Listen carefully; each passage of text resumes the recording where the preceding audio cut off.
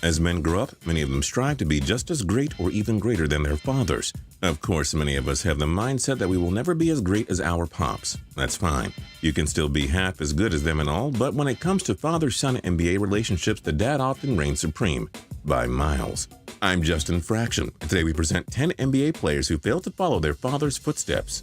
And for more cool videos every single day, don't forget to subscribe down below by clicking the subscribe button. We really appreciate it, and you will too. Damian Wilkins.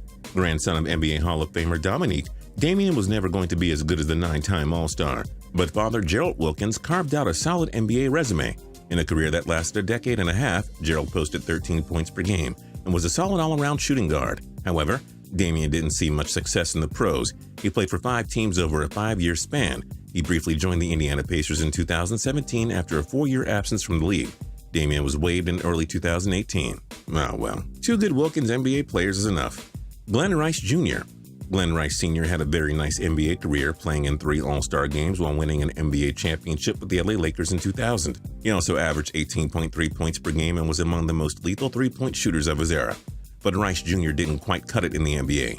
Drafted by the Philadelphia 76ers in 2013, he would play just 2 seasons in the NBA for the Washington Wizards. He played a total of 16 games and joined an Israeli team in 2017.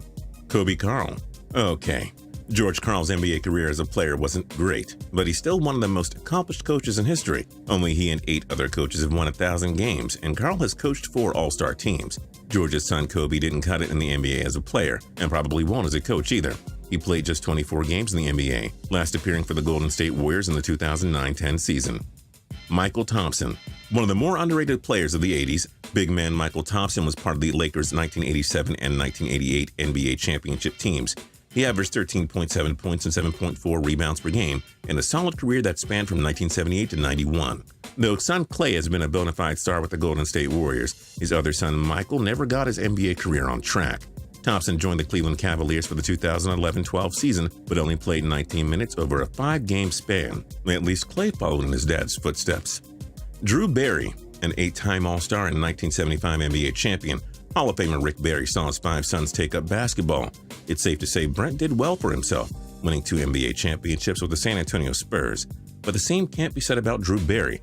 He spent just 2 seasons in the NBA playing for 3 teams. Barry averaged 2.2 points per game. Luke Walton. The good news for Bill and Luke Walton is that both are NBA champions. The bad news is that only Bill is in the Hall of Fame as a player, thanks to career averages of 13.3 points and 10.5 rebounds per game. Oh, and don't forget his 2 All-Star game appearances. But Luke never reached superstardom in the NBA, averaging just 4.7 points per game in his career. He was hired as a head coach of the LA Lakers in 2016, and now has the chance to succeed in a different way. But as a player, no sir. Nowhere close to being as good as Papa. Larry Mikan. Don't only think of Bill Russell and Wilt Chamberlain when you think of the top NBA players of the 50s. Lakers legend George Mikan was no slouch himself. As the Hall of Famer, won 5 championships in his career, but things didn't work that way for Larry Mikan. Drafted in the 4th round by the Lakers in 1970, he'd only played 1 season for the Cleveland Cavaliers. Larry Mikan averaged 3 points per game and totally failed to carve out a career like the one his father had. Gary Payton II. Okay, Gary Payton II just joined the NBA in 2016. But like we haven't seen much from him so far. Not only that, but how many players can seriously match the success that his father had? The Hall of Famer was a 9-time All-Star, 2006 NBA champion, 2-time Olympic gold medalist, and former Defensive Player of the Year. Payton Jr. had just 3.3 points in his rookie NBA season, and we're already declaring him as a player who didn't follow in the footsteps of his dad. Fair, right? Patrick Ewing Jr. When people think of Patrick Ewing, they think of the legendary New York Knicks center who was named to 11 All-Star games, averaged 21 points per game, and is in the Hall of Fame. We also remember the guy who tragically never won a championship ring. Well, son Patrick Ewing Jr. had his shot to bring a ring to the family. He was drafted by the Sacramento Kings in 2008, but he'd only play 7 games in the NBA. Ewing Jr. started in the NBA D-League, but that was as far as he'd go. And finally, David Stockton. John Stockton is among the greatest all-around players in NBA history. He holds the records for most career steals and assists, but the 10-time All-Star and Hall of Famer never got a championship ring. Well, son David provided some hope when he made it to the NBA in 2014, joining the Sacramento Kings. However, David Stockton played just 3 games in the NBA and went back to the NBA G League in 2017. Don't worry, John.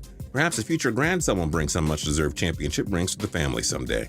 What other NBA players fail to follow in their father's footsteps? Let us know in the comment section down below. And if you liked the video, then show us by clicking the like button down below. And finally, if you're not subscribed yet, now's a great time to do that since the video is almost over. And if you do, you'll get more cool videos every single day from us. Thanks, and we'll see you guys next time.